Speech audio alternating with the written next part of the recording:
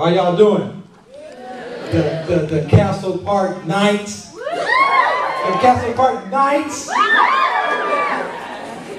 I'm here today.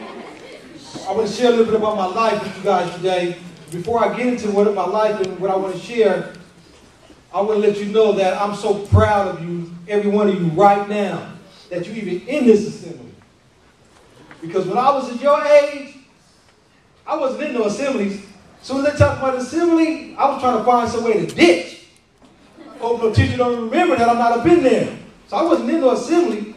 So I want to commend you with that because I want you to understand one thing.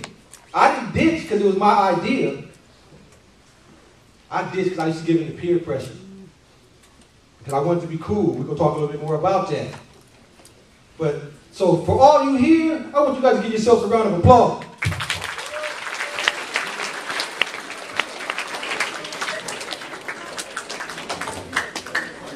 So in this assembly, I'm gonna share a little bit about myself with you guys. But I need to get a promise from you guys. I need to get a promise that what is said in this room stays in this room. Can I get that? Okay. Let me tell you I'm gonna share the first thing with you. I wasn't always as confident and as cute as I am today. And you know what? The decisions I made in my life, they caused me to do 10 years, 7 months, and 13 days in prison. Not only that, the decisions I made in my life caused me to be a victim of a carjacking, where I got shot in the arm. Not only that, the decisions I made in my life caused me to have my grandmother's only son, my favorite uncle, die in my arms. And I had to be there and hold him while the blood drained out of his body. Yeah. But guess when all these decisions started happening? Right about the time I was in middle school. See, because when I was in elementary school, it was all gravy. Because I was a straight A student. I loved to read. I loved to do math. I admit my handwriting wasn't the best, but I was a top-notch student. But when I got to middle school, things started to change. You know, I wanted to hang out with the cool kids. I'd be like, can I hang out with the cool dudes? They'd be like, nah, you can't hang out with us, square dude. You can't hang out with us, brainiac. And we don't like it the way you be up in that classroom, clowning, raising your hand all the time, answering all the questions. So you can't hang with us. So guess what you think I did? I started raising my hand in the class. Even when I knew the answers, I went to hang with the cool dudes. But that wasn't the only toughest thing about middle school for me. Middle school was so tough, and I was struggling with that issue, but I was struggling with a bigger issue. Because in middle school, I wanted a girlfriend. Yeah, I wanted a girlfriend. I remember just like if it was yesterday. I wanted to be with Tracy.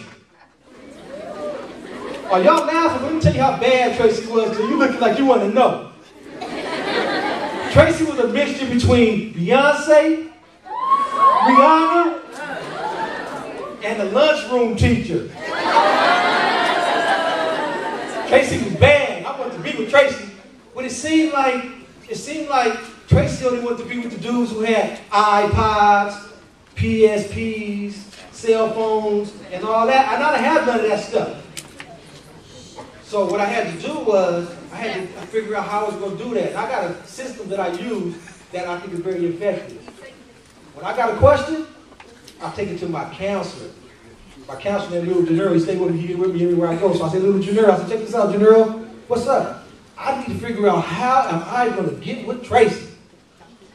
And myself, Little Genero, he said, well, Genero, you all skinny, you super dark, and you ain't got no stuff, so I don't know how you gonna get Tracy. The only thing that you can do that I know, you gotta get some money, fool. And that's what I did. And from that day, I just took on some acronyms for myself. I took on 2 popular acronyms for myself. The first one was CREAM. C-R-E-A-M. R-E-A-M. Cash rules everything around me. Cream get the money. Dollar, dollar bill, y'all. But then there was another one that I got, because I'm a pretty creative dude, and I wanted something that went with my name. Genero starts with a G, so I had another acronym with Get Mac. G-M-A-A-C. Get money at all costs. And that's what my life turned out to be on. I was on that mission from then on. And it caused me to be involved in gangs. I started selling drugs. I started doing whatever I had to do to get money. Because I wanted Tracy too. Let me tell you what happened. I started having my money and all that. What do you think happened between me and Tracy when I started having all the money and all that? Nothing. Tracy didn't even get with me. I saw Tracy a couple years ago and I said, Tracy, why you didn't get with me? After I started having all this money and I was doing all the things and I was balling, why you didn't get with me? Tracy said, Genero, when you was being yourself, answering questions and being smart and all that, I liked you. But when you started hanging out with them dudes, gang banging and selling drugs, I couldn't stand you. The only thing was, you wasn't coming up to talk to me and the other guys was, so that's why I didn't get with you. I wish I could have took that decision back. But I'm going to share with you one last thing, one last decision that had the most maximum impact on me. This has such a profound impact. I'm coming in the house, it's about 5 o'clock in the morning.